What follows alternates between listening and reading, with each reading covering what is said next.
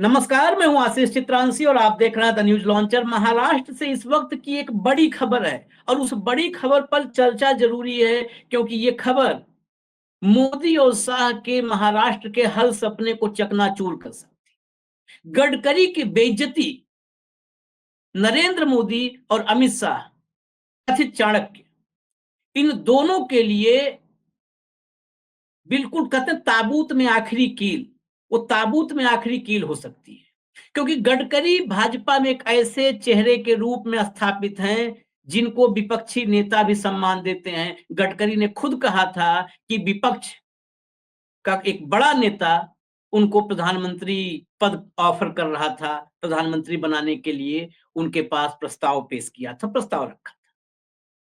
गडकरी का अपमान मोदी और शाह ने महाराष्ट्र में कैसे किया है, ये गडकरी ने खुद दबी जुबान से कबूल लिया है और इसी पर हम चर्चा करेंगे। गडकरी ने क्या बोला है मैं कोट अनकोट बताऊंगा, उसमें अपने तरफ से कुछ नहीं जोड़ूंगा। लेकिन पहले अभिषेक कुमार, हमारे साथी न्यूज लॉन्चर के अभिषेक, लगातार महाराष्ट्र के चुनाव पर नजर रखे हुए हैं। अभिषेक से चर्चा की हम शुरुआत करें उससे पहले मैं अभिषेक आपको कोट अनकोट स्टेटमेंट बताता हूं। महाराष्ट्र के एक स्थानीय चैनल से बातचीत कर रहे थे नितिन गडकरी और उन्होंने कहा कि महाराष्ट्र में मेरी अब कोई भूमिका नहीं है, यहाँ के नेता सक्षम हैं और उन्हें फिलहाल मेरी भागीदारी की जरूरत नहीं है, लेकिन जब भी उन्हें मेरी जरूरत होगी मैं उपलब्ध रहूंगा। ये बड़ा छोटा सा स्टेटमेंट है लेकिन इसके मायने बहुत बड़े हैं। महाराष्ट्र बीजेपी को नितिन गडकरी की जरूरत नहीं है, ये कुछ कुछ उसी तरह है जैसे नड्डा को संघ की जरूरत नहीं थी। महाराष्ट्र में फडणवीस कितने भी बड़े हो जाएं, नितिन गडकरी, गोपीनाथ मुंडे और प्रमोद महाजन के बाद अगर महाराष्ट्र में भाजपा का कोई एक कद्दावर नेता है तो वो नितिन गडकरी है, इसमें कोई दो राय नहीं। और महाराष्ट्र नहीं, pan India, Nitin Gadkari individually pan India एक ऐसे लीडर हैं जिनका सम्मान विपक्ष में भी है और अपनी पार्टी में शायद कम है, थोड़ा अपनी पार्टी में कम है लेकिन विपक्ष में ज्यादा है। तो ऐसे हालात में इस स्टेटमेंट को जरा आप अपने हिसाब से एलिबरेट करो कि ये स्टेटमेंट क्या बताता है। मुझे तो ये प्राइमरी जो है प्रथम दृष्टया मुझे लग रहा है कि नितिन गडकरी ने ये हिंट कर दिया कि मोदी और शाह ने उन्हें महाराष्ट्र के चुनाव से आउट कर दिया है, महाराष्ट्र के चुनाव से बाहर निकाल दिए गए हैं नितिन गडकरी। और गडकरी अगर महाराष्ट्र के चुनाव से बाहर निकाले जा रहे हैं तो क्या भाजपा महाराष्ट्र में रह पाएगी या महाराष्ट्र के लोग भाजपा को आउट कर देंगे? आशीष जी, मैं चूंकि 90 के दशक में होश संभालने वाला बच्चा हूं, तोतली भाषा भी 90 के दशक में सीखी और ठीक ठाक बोलना भी 90 के दशक में सीखा। कल्पना कीजिए कि 90 के दशक में पाकिस्तान की क्रिकेट टीम का कोई खिलाड़ी कह देता कि हमें वसीम अकरम की जरूरत नहीं है, हम ऐसे ही मैच जीत लेंगे। तो लोग क्या कहते हैं? मजाक उड़ाते हैं। उस पर अखबारों के पन्ने काले काले होते कि सबसे पहले इस खिलाड़ी को मानसिक अस्पताल में भेजा जाए। वही स्थिति महाराष्ट्र में भारतीय जनता पार्टी के सामने है। प्रमोद महाजन के देहावसान के बाद नितिन गडकरी के सिवा दूसरा चेहरा है कौन उनके पास? और प्रमोद महाजन भी छोड़ दीजिए, गोपीनाथ मुंडे उनके सबसे बड़े नेता थे, सबसे बड़े नेता मुंडे जी के बाद कौन है उनके पास नेता नितिन गडकरी के सिवा?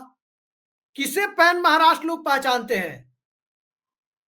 नितिन गडकरी की जरूरत यदि जब नितिन गडकरी का रिप्लेसमेंट नहीं आया, नितिन गडकरी के टक्कर का वो नेता नहीं पैदा कर सके। महाराष्ट्र में जातिगत सामाजिक समीकरण भारतीय जनता पार्टी के उलट है। महाराष्ट्र में Bharatiya Janata party multi corner contest की उम्मीद करती रहती है कि बहुकोणीय मुकाबला हो ताकि किसी तरह से कुछ सीटें मिल जाए। वहां आप अपने सबसे बड़े मोहरे को कह रहे हैं कि उनके बारे में कि उनकी जरूरत अब नहीं रह गई है। ये बात गडकरी साहब खुद कह रहे हैं कि पार्टी में उनकी कोई जरूरत नहीं है और ये हमें लग भी रहा था आशीष जी कि वाकई उनकी जरूरत नहीं है। पार्टी के केंद्रीय संसदीय बोर्ड को उनकी जरूरत नहीं है, पहली बात। केंद्रीय चुनाव समिति को उनकी जरूरत नहीं है। महाराष्ट्र के टिकट डिस्ट्रीब्यूशन में उनकी कोई जरूरत नहीं है। तो क्या नितिन गडकरी को हेमा मालिनी की तरफ 50 सभाएं करानी है तो जैसे हेमा मालिनी को भेजा जाता है, जैसे किसी क्रिकेटर को भेजा जाता है? हम लोग जब बच्चे थे तो देखने जाते थे कि भाजपा की रैली है, शत्रुघ्न सिन्हा आ रहे हैं कि नहीं, तो चला जाए देखने अपने शहर में। तो शत्रुघ्न सिन्हा आ रहे हैं, इसका मतलब कि तब चलना चाहिए, तब भीड़ जुट जाएगी। तो उस तरह से अगर इस्तेमाल नितिन गडकरी का कहना है का किया जा रहा है, तो नितिन गडकरी का स्टेटमेंट बिल्कुल सही है। आज महाराष्ट्र का चुनाव किन 2 पिलर पर टिका हुआ है? अगर बहुत साफ गोई के साथ कहें तो पूरे महाराष्ट्र में सिर्फ 2 नेता है, सिर्फ 2 नेता, शरद पवार और उद्धव ठाकरे। तीसरा कोई नेता महाराष्ट्र के चुनाव में इन्वॉल्व नहीं है। बाकी सभी जो आप देख रहे हैं उनमें कोई नेता नहीं, ना तो नाना पटोले इतने बड़े नेता हैं, और ना ही महाराष्ट्र के चुनाव में आपको रामदास अठावले नेता है, ना देवेंद्र फडणवीस नेता है, ना ही एकनाथ शिंदे नेता है, और अजीत पवार तो देखिए पहले से ही टाटा बाय बाय कह रहे हैं कि भाई नरेंद्र मोदी, योगी और इन सब की जरूरत उनको नहीं है। उनके क्षेत्र में कोई ना आए तो बेहतर है, बटेंगे तो कटेंगे की सियासत को वहां के लोग पसंद नहीं करते, वो पहले ही अपना रास्ता नाप रहे हैं। तो सवाल ये उठ रहा है, उनको उम्मीद है, देखिए क्या होता है इस देश में, नीतीश कुमार के सिवा किसने ये कहने की हिम्मत की थी कि यहाँ मोदी नहीं चाहिए? वो भी 2013 के पहले नीतीश कुमार कहते थे कि बिहार में एक मोदी पहले से है, दूसरे मोदी नहीं चाहिए। और दूसरे नेता एनडीए के अंदर अजीत पवार है, उन्हें लग रहा है कि अगर उनके पक्ष में नरेंद्र मोदी जाएंगे तो उनके बचे खुचे वोट न निकल जाए। तो दिग्विजय सिंह ने खुद एक इंटरव्यू में कहा था ना कि मेरे जाने से कुछ लोगों को लगता है कि कांग्रेस के वोट घटते हैं उनके कैंपेन से, तो इसलिए वो नहीं जाते हैं। वही स्थिति जब नरेंद्र मोदी की बनती जा रही है महाराष्ट्र में कम से कम, और ये बात हम नहीं कह रहे, ये बात महायुति के अलायंस पार्टनर कह रहे हैं। और आशीष जी, एक बात तो आप स्वीकार करेंगे कि चाहे जो भी हो, अजीत पवार हार जाए चुनाव वो अलग बात है, जीत जाए वो अलग बात है, लेकिन चाहे देवेंद्र फडणवीस हो, चाहे एकनाथ शिंदे हो, चाहे अजीत पवार हो, इन सब में जमीनी नेता अजीत पवार है। और वो ये बात कह रहे हैं कि जरूरत नहीं है, उसमें कोई दो राय नहीं है।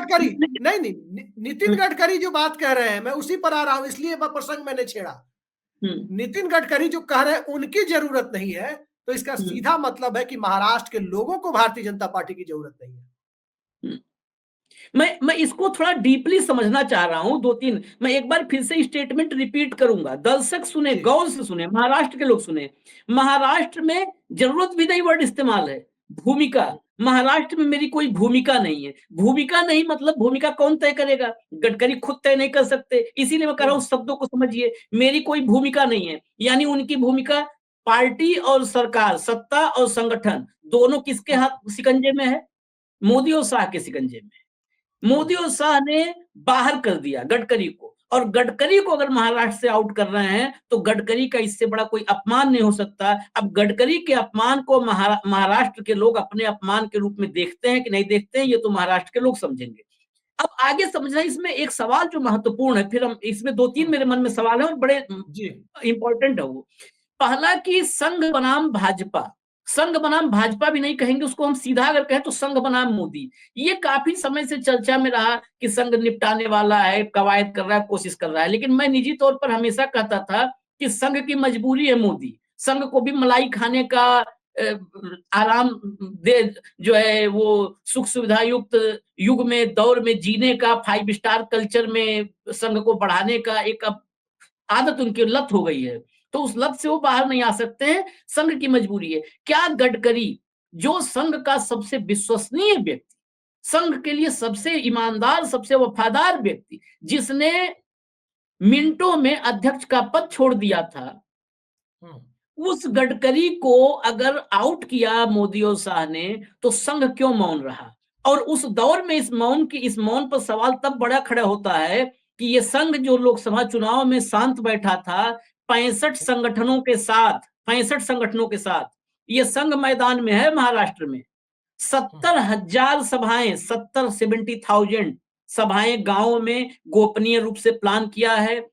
पर्चे छपे हैं, पैम्पलेट्स छपे हुए हैं। वो पैम्पलेट्स जो हैं उनको अगर मतलब मीडिया के भाषा में, रेडियो और इस संचार के दौर में हम लोग रवांडा रेडियो का एग्जाम्पल देते हैं, रेडियो रवांडा है। अब पैम्पलेट के लिए मेरे पास कोई सटीक नाम नहीं है, लेकिन ऐसा प्रोपोगेंडा हिटलर के दौर में भी हमने देखा और सुना है। उस पैम्पलेट में वोट जिहाद, लब जिहाद, धर्म जिहाद, जमीन जिहाद, जो है वो सब कुछ परोसा गया है। और संविधान की सुरक्षा की बात, SC, ST, OBC की सुरक्षा की बात कर रहे हैं वो लोग जो नागपुर की धरती पर, वो बंटवा कौन रहा है? संघ, जिसने संविधान का विरोध 49 में कर दिया था। मनुस्मृति के पक्ष में खड़े थे, आज वो संविधान के पक्ष में पंपलेट बंटवा रहे हैं। ये जुड़ इसलिए रहा है गडकरी से कि गडकरी को इस तरह मक्खी की तरह निकाल करके फेंक रहे हैं मोदी शाह, और संघ मोदी और शाह के साथ खड़ा है, तो संघ के आचरण में आपको कितना दोगलापन, दोहरापन नजर आ रहा है। देखिए आशीष जी, पहली चीज मैं साफ कर दूं कि जो लोग ये कह रहे हैं कि संघ नरेंद्र मोदी के खिलाफ चला जाएगा, संघ दरअसल 80 साल से ऊपर के लोग यदि वो सत्ता से बाहर हो गए हैं, तो मतलब जो गड्ढे में गिरने की तरफ अग्रसर है उनको और तेजी से पीछे से धक्का दे देता है, आप गिर जाइए, जिसमें उसको मेहनत नहीं करनी पड़ती। लेकिन संघ किसी को गिरा पाने की हालत में न पहले कभी था, ना अभी कभी है, ना आज की तारीख में है। आप ये देखिए, इमरजेंसी के दौर में कौन लोग माफी मांगकर जेल से निकले थे? कौन लोग थे? ये सभी जानते हैं कौन लोग थे। ये संघ क्या कर रहा था, आप ये बताइए ना। अब बहुत सारी चीजें हैं, चुनाव का समय है, नहीं बोलेंगे, कांग्रेस पार्टी की संभावना है, छोड़ दीजिए, नहीं तो लोग कहेंगे दूसरी बात। अब चूंकि हमारे मेंटोर अशोक वानखेड़े जी इस डिबेट में नहीं है, और कुछ कुछ ऐसी चीजें हैं जिस पर कि हम लोग का बोलना उचित नहीं है, अभी चुनाव हो जाने दीजिए, बोलेंगे। अब जो स्थिति है, इस स्थिति में आप देखें नितिन गडकरी की अहमियत क्या है, महाराष्ट्र की राजनीति कैसे चलती है, भाजपा कैसे चुनाव हारी थी और शिवसेना कैसे हारी थी। महाराष्ट्र में पहली बार चितपावन मुख्यमंत्री बनाया शिवसेना ने, किसके रूप में? मनोहर जोशी के नेतृत्व में। और जितना बड़ा प्लेटफॉर्म जनता ने बाला साहब को दिया था, उसको उन्होंने यूं ही जाया किया। चितपावनों को लेकर क्या महाराष्ट्र में धारणा है, खासकर मराठों के बीच, वो कहने की जरूरत नहीं है। भारतीय जनता पार्टी को सत्ता मिली तो स्थापित समीकरण से उलट जाकर 5 साल के लिए देवेंद्र फडणवीस को मुख्यमंत्री भाजपा ने बनाया। महाराष्ट्र की राजनीति में 3% ब्राह्मण है, वो चितपावन ब्राह्मण और सब ब्राह्मण, देशस्थ ब्राह्मण, सबको मिला करके है। तो बात यदि समीकरणों की राजनीति की आएगी, तब तो क्या फडणवीस, क्या गडकरी, सब एक ही पायदान में खड़े होते हैं। दूसरी चीज, नितिन गडकरी के बारे में जब हम चर्चा करते हैं तो दोनों पक्ष देखने चाहिए। नितिन गडकरी की एक छवि इसी भारतीय जनता पार्टी में डेवलपमेंट ओरिएंटेड नेता की है, इससे हम इनकार नहीं कर सकते।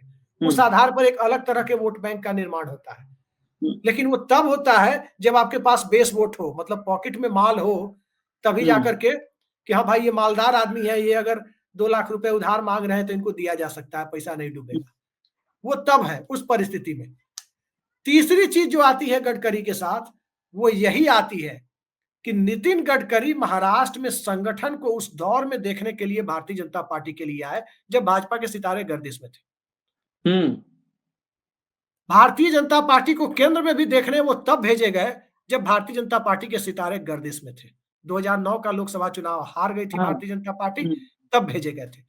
तो उनकी सांगठनिक क्षमता कितनी है, इसका कोई स्पष्ट सबूत पूरे देश के सामने कभी नहीं मिला है कि नितिन गडकरी एक संगठन के तौर पर कोई बहुत बड़ा काम कर रहे हो। गोपीनाथ मुंडे की सांगठनिक क्षमता का सबूत है, प्रमोद महाजन की मैनेजमेंट स्किल का सबूत है, लेकिन नितिन गडकरी का नहीं है। लेकिन नितिन गडकरी की छवि का सबूत तो है कि नितिन गडकरी की छवि के साथ एक वोटर जो भारतीय जनता पार्टी और मोदी साहब की राजनीति को भले ही नापसंद करता हो, लेकिन गडकरी के चेहरे को ध्यान में रख के वो भारतीय जनता पार्टी की तरफ मूव कर सकता था। अब जो बात गडकरी जी बोल रहे हैं, गडकरी जी जो बात बोल रहे हैं, उस बात का महत्व यही है कि जो वोटर अब भारतीय जनता पार्टी के प्रति अब भी सोच रहा हो, अब भाई आप अपना रास्ता देख लो, जहां हमारी पूछ नहीं है, हमारी भूमिका नहीं है, वहां आपको कौन पूछेगा। सीधी सी बात है, मैं तो बस हस्तिनापुर की भलाई चाहता हूं, भीष्म पितामह की तरह बैठ के कहना, वो गडकरी जी वो काम कर रहे हैं। एक और बात इसमें मैं जोड़ना चाहूंगा, विदर्भ की राजनीति और नागपुर की राजनीति एकदम अलग है। नितिन गडकरी के पहले नागपुर में भारतीय जनता पार्टी की पहचान नहीं बनी थी, जब तक बावजूद इसके कि वो संघ का हेडक्वार्टर है, रेशम बाग में वहां हेडक्वार्टर है संघ का। वो विलास मुत्तमवार, एनके साल्वे, ये कांग्रेस का गढ़ था। नितिन गडकरी ने एक बार 2014 में एंटी कांग्रेस वेब में अपने लिए जगह बनाई, और जब जगह बनाई 14 में 2000, उसके बाद उन्होंने अपने काम के बूते जगह बनाई। मैं फिर कह रहा हूं, वो विधान परिषद वाले नेता थे, ध्यान रखिएगा, वो विधान परिषद वाले नेता थे, ऐसा नहीं था कि वो लगातार जीत के जमीन से आ रहे थे। तो अब इस आधार पर जो एक तो भारतीय जनता पार्टी के पक्ष में समीकरण नहीं, न मराठा है, न कुणबी है, न अल्पसंख्यक है, दलित भी जो है कई पार्ट में डिवाइड है, कई कई सेक्शन उनके हो गए हैं। किसान, अच्छा मुद्दा वाइज अगर सेक्शन देखे तो ना नौजवान है, ना किसान है, ना मुसलमान है, कोई नहीं है। इसके अलावा आप देखें भारतीय जनता पार्टी के खिलाफ जाने वाले एक पेंशनर का अलग सेक्शन है। 17 लाख सरकारी कर्मचारियों ने हड़ताल कर दी थी अभी कुछ महीने पहले। तो ये सब मुद्दा एक अलग है, वहां भाजपा ऐसे ही मात खा रही है। तो सवाल ये उठता है कि हमें आश्चर्य इस बात पर होता है, हरियाणा की बात लोग करते हैं। एक लाइन में जोड़ना चाहूंगा, कल भी मैंने इस पर वीडियो बनाया है। देखिए, आपने एक चीज पर ध्यान दिया, गडकरी ने कैसे अपने आप को किनारा किया, उसका आंसर आपको मिल जाएगा, उसका उत्तर मिल जाएगा आपको। पहली बात तो ये कि ये जो जाति गणना और जाति की राजनीति किन राज्यों में जोर देकर आगे बढ़ाई जा रही है।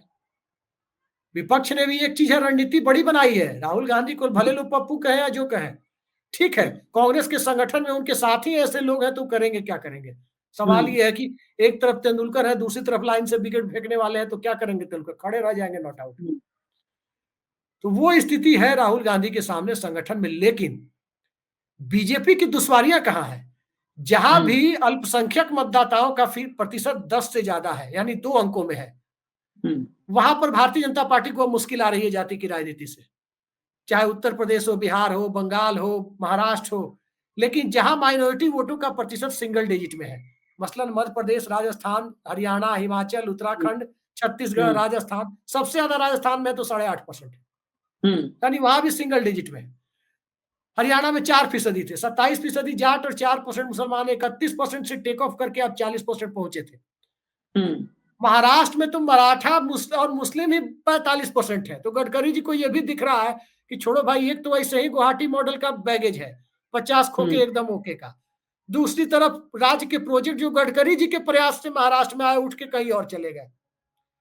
तीसरी तरफ महाराष्ट्र के जनमानस में भारतीय जनता पार्टी को लेकर एक अलग तरह की धारणा विकसित हो गई है। और चौथी तरफ जिस तरीके से राज्य के सबसे सम्मानित 2 नेताओं और 2 परिवारों, Pawar family and Thackeray family, उनका पार्टी तोड़ा गया, सिंबल छीना गया। महाराष्ट्र कभी धोखे को बर्दाश्त नहीं करता, ये मराठी मानुष का मिजाज रहा है। उसको आप धोखे से नहीं जीत सकते, ये तय है। जैसे बांग्ला भद्रलोक का एक मिजाज है कि वो लेफ्ट लिबरल ही रहेगा, चाहे कम्युनिस्ट के रूप में साथ जाए या कम्युनिस्ट बनने की या दिखाने की कोशिश करने वाले के साथ जाए, रहेगा वो लेफ्ट लिबरल मिजाज का ही। उसी तरह मराठी मानुष का एक मिजाज है कि वो धोखे की सियासत को, वो पानीपत की तीसरी लड़ाई के समय, अहमद शाह अब्दाली के समय से ये चीज है कि वो उसको बर्दाश्त नहीं करते। तो सवाल ये है कि इसमें गडकरी जी जोर भी क्यों लगाते।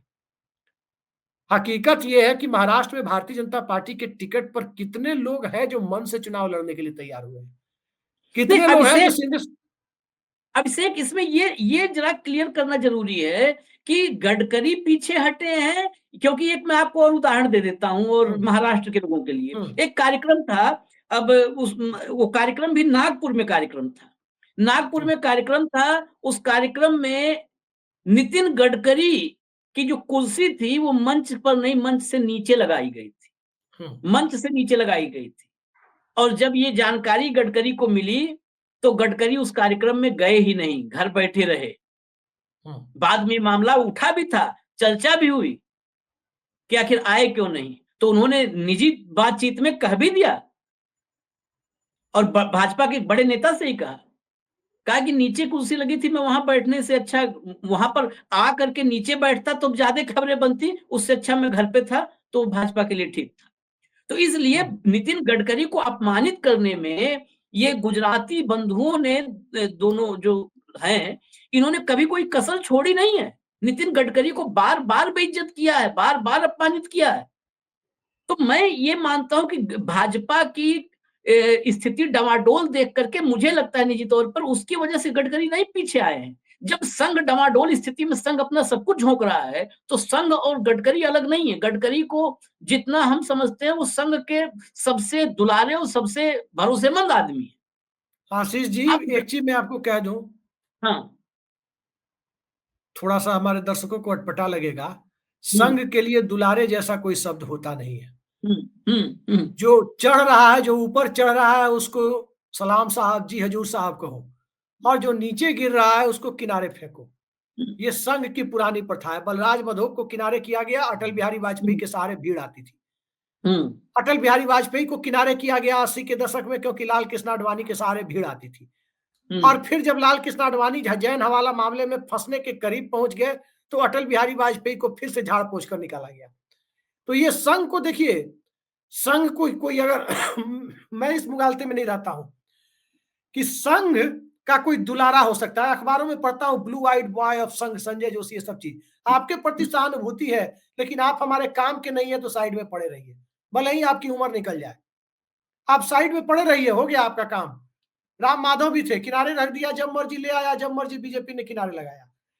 वो सब चीजें मत कहिए कि संघ के लिए, संघ गडकरी को आगे बढ़ाया, राष्ट्रीय अध्यक्ष बनाया, तब भी गडकरी संघ के लिए एक मोहरा थे, ये ध्यान रखिएगा। नहीं, संघ तो इसमें कोई दो राय नहीं, मैं इस बात से तो बिल्कुल तो 100% संघ सहमत गडकरी हूं। को प्रतिष्ठा का सवाल बना लेगा, मैं इससे सहमत नहीं हूं। हो सकता है संघ आशीष जी, हमेशा नहीं, मैं इस बात से 100% सहमत हूं कि संघ हमेशा मोहरे तलाशता रहा है, लेकिन नरेंद्र मोदी को क्या मोहरा बना पाया है? नरेंद्र मोदी के साथ संघ का जो रिश्ता है, वो तो मुझे ऐसा लगता है कि तेरे बिना रहा भी ना जाए और सहा भी ना जाए, मतलब रहा भी ना जाए और सहा भी ना जाए। अनकंफर्टेबल भी रहते हैं जिस तरह से मोदी संघ पर हावी हैं, लेकिन संघ की मजबूरी भी है मोदी, संघ की मजबूरी भी है मोदी। मैं इस मजबूरी और व्यवस्था के जो खेल है, इस खेल के बीच गडकरी की वजह से भाजपा को महाराष्ट्र में कितना नुकसान हो सकता है, इसको भी जरा समझाइए। विदर्भ में होगा, सिर्फ सिर्फ नागपुर में होगा, या पैन महाराष्ट्र कोई नुकसान हो सकता है, या अब गडकरी की कोई हैसियत नहीं है कि गडकरी के बाहर रहने से कोई नुकसान ही नहीं है? देखिए, पहली चीज ये है कि भारतीय जनता पार्टी को नुकसान तो पहले से तय है। ये चीज तो तय है कि भारतीय जनता पार्टी और कोई किसी चीज पर बेट लगा ले, लेकिन एक चीज तो महाराष्ट्र के हर राजनीतिक विश्लेषक जिससे भी आप बात करें, दबी जुबान में भाजपा के कार्यकर्ताओं से आप बात करें, भारतीय जनता पार्टी क्या कोई भी पार्टी महाराष्ट्र में 3 अंकों में जीतने नहीं जा रही है।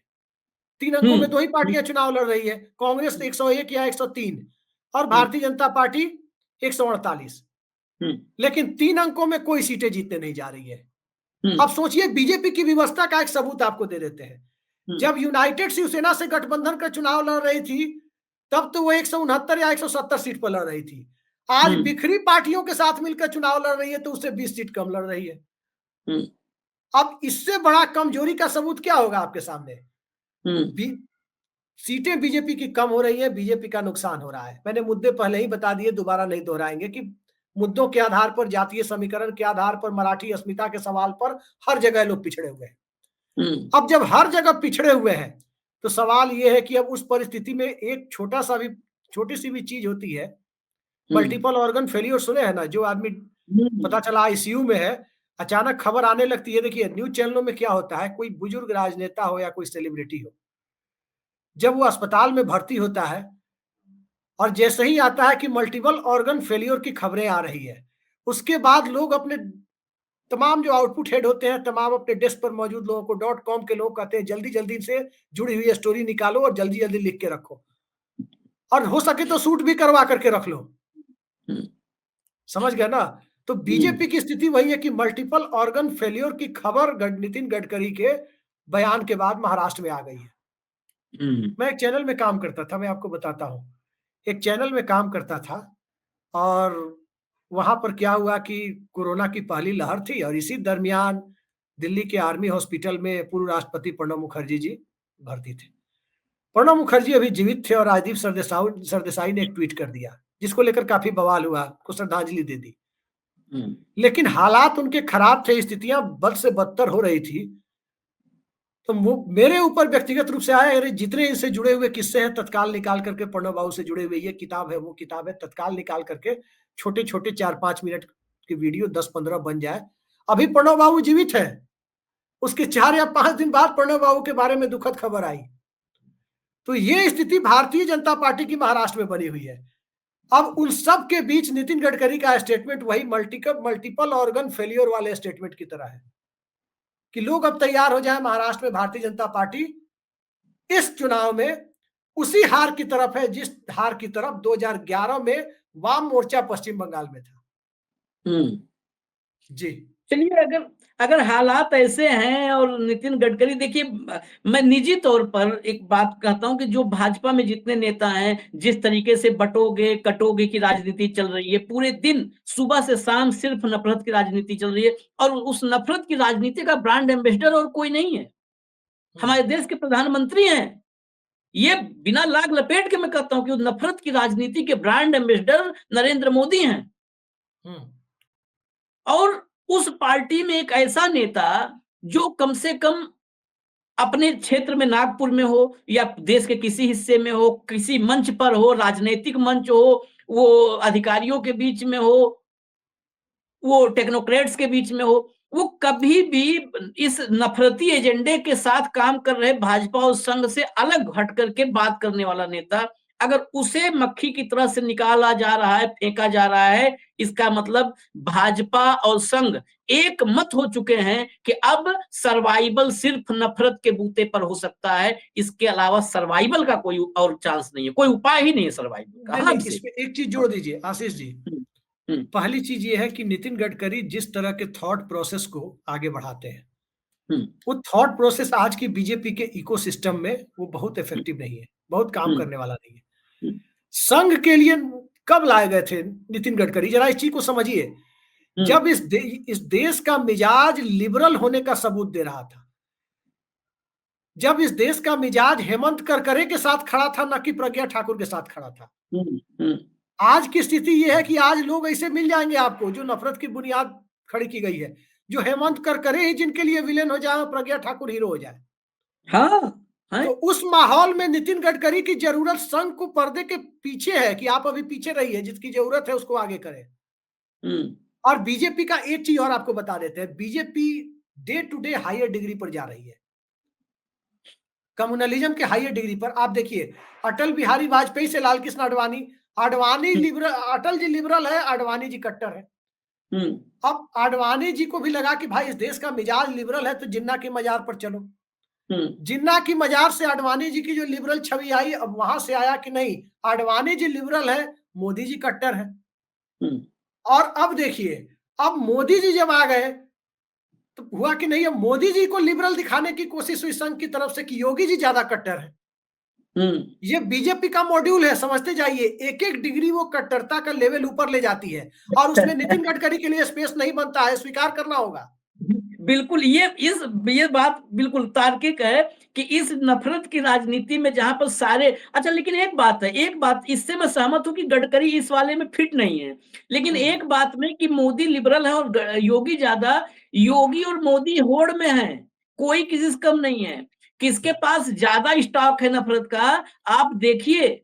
और आज खड़गे साहब ने बहुत जबरदस्त बात कही है, आज फिर गए थे, मैं नहीं, बहुत जबरदस्त कहा खड़गे साहब ने कि अगर एक ही करना है कि एक रहोगे तो सेफ रहोगे, तो फिर मनुस्मृति जला देना चाहिए, मोदी जी के नेक हाथों से काम होना चाहिए। और इस बात में 100% तर्क है, यह देश तभी एक हो सकता है जब मनुस्मृति मोदी जी अपने हाथों से जलाए। जा करके आज झारखंड का भाषण आपने सुना है, आज जा करके झारखंड में एक तरफ कहते हैं एक रहोगे तो सेफ रहोगे, एक रहो सेफ रहो, और झारखंड में जाकर कहते हैं ओबीसी की अस्मिता, ओबीसी की अस्मिता। जब ओबीसी की अस्मिता की बात कर दिया आपने, तो फिर कैसे एक रह गए, कैसे एक रह गए जब ओबीसी की अस्मिता की बात कर दिया। और एक मैंने भाऊ के साथ चर्चा में एक इंफॉर्मेशन दी थी गुजरात पर, गुजरात सबसे ज्यादा लंबे समय तक जहां भाजपा राज कर रही है, वो एग्जाम्पल इतना परफेक्ट था, मैंने बड़ा एक विषय मिला तो उससे जोड़ा कि एक रिपोर्ट मैं 2023 की देखा, वहां पर जब झारखंड में मोदी जी ने कहा कि बेटियां आप छीन लेंगे, अब मंगलसूत्र भैंस से बेटी तक आ गए, तो एक रिपोर्ट निकाला सोशल मीडिया के लोगों ने 2023 का कि 41,000 महिलाएं बेटियां गुजरात से लापता हुई थी 5 साल। लेकिन उसमें उसमें उसका एक एक्सटेंशन था कि गुजरात पुलिस ने उसकी सफाई दी थी उस पर। ये सोशल मीडिया में तो पार्शियल छपता है, लेकिन उसकी सफाई दी थी। उस सफाई में नरेंद्र मोदी और संघ के कटेंगे बटेंगे और एक रहेंगे सेफ रहेंगे कि धज्जियां उड़ गई।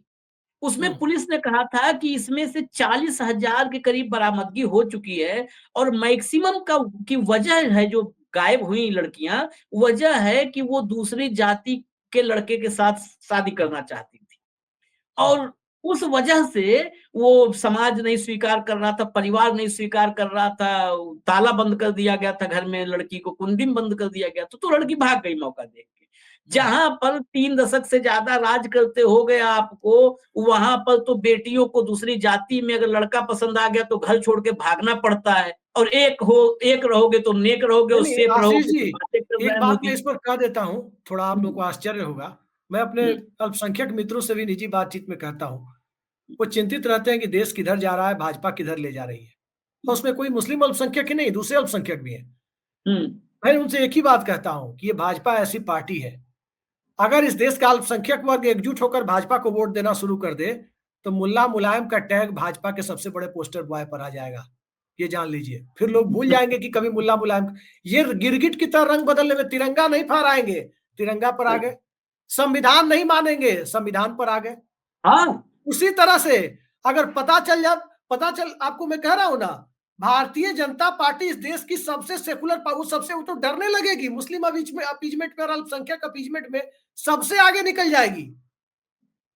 अभी तक आपने यही देखा कि राष्ट्रपति भवन के प्रांगण में शपथ होता है, पता चला कि जाकर के किसी मजार पर देश के प्रधानमंत्री की शपथ करा देंगे भाजपा वाले, अगर उन्हें मुसलमान वोट देने के लिए तैयार हो जाए तो। हम्म, ये स्थिति, मुझसे लोग पूछते हैं कि भाजपा कैसे कमजोर होगी अल्पसंख्यक वर्ग के हम्म, लोग, मैं कहता हूं कि एक हम्म, तरफा भाजपा को वोट देना शुरू कर दो, कल से वो डिफेंस में आ जाएगी, आपसे डरने लगेगी। जैसे हम्म, कांग्रेस को एक तरफा वोट देते थे, तो हम्म। कांग्रेस पार्टी अल्पसंख्यक वोटों को लेकर डरने लगी, उसी तरह उससे ज्यादा डरेगी भाजपा। भाजपा को जो नहीं समझता है वो, संघ को जो नहीं समझता है वो।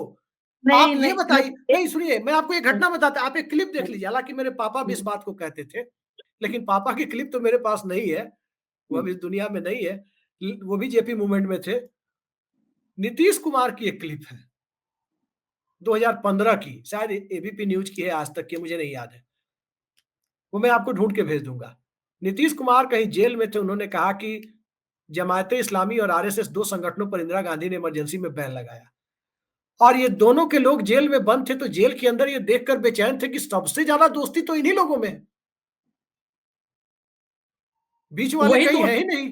चलिए अब चर्चा खत्म करते हैं। वही दोस्ती देख करके नीतीश कुमार को तब से ये टीस थी कि हम जमात से ज्यादा दोस्ती कर ले संघ से, क्योंकि नीतीश नीतीश अगर किसी वैचारिक पतन इस देश में हुआ है और किताब लिखी जाएगी तो उसकी प्रस्तावना में भी नीतीश होंगे और अंतिम पन्ने पर भी नीतीश होंगे, इसमें क्योंकि वैचारिक पतन, इस बात का मैं समर्थन करता हूं आपके, कि बिल्कुल वैचारिक सही बात पतन है। की वो जो है इसमें वो हो चुके हैं, सिंबल हो चुके हैं। खैर इजाजत दीजिए, गडकरी जी अक्सर जवाब देते हैं, खामोश नहीं रहते, शांत नहीं रहते, जवाब देते हैं। जो बाकी जाति की भाजपा में बात कोई करेगा, बोले क्या ना बोले हैं, कल से बोले। वायरल हो रहा है तो अब मोदी जी देखते का। हैं जरा कि अब क्या होता है, गडकरी की तरफ से इस पर क्या रिएक्शन आता है। जैसे ही आएगा आप तक हम लेकर के आएंगे, और इस पर भाऊ से सोचेंगे कि भाऊ के जरिए आए तो जरा महाराष्ट्र, गडकरी, संघ, भाजपा, मोदी, शाह सबको बड़े करीब से देख रखा है उन्होंने, बड़े करीब निजी तौर पर भी देख रखा है, तो वो लेकर के आएंगे वीडियो। फिलहाल हमें इजाजत दीजिए, महाराष्ट्र के चुनावी अपडेट के लिए आप न्यूज लॉन्चर देखते रहिए। नमस्कार।